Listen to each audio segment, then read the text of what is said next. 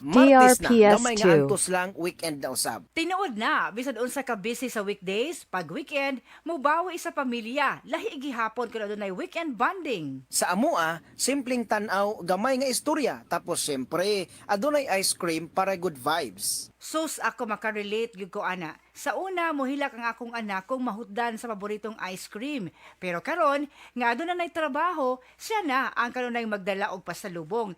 Kalit lang magdala og selecta cookies and cream sa ref kung DRPS2. weekend.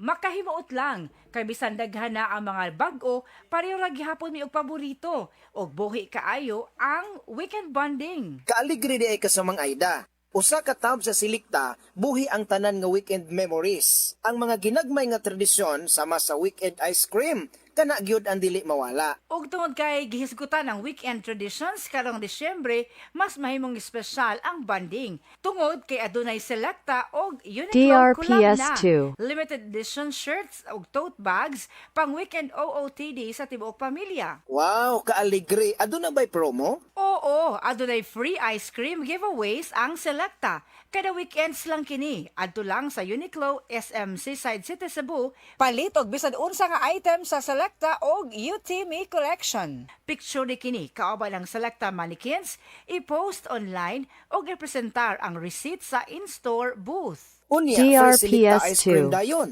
Oo, tibuok December until supplies last. Adunay cookies and creams, Double Dutch, Rocky Road, puro family favorites og selecta bestsellers. Sigurado nga mag-una ang imong anak-anak kasamang Aida. Selecta cookies and cream baya ang iyang paborito. Busa mga kasama dad-ana ang pamilya sa Uniqlo karong weekend.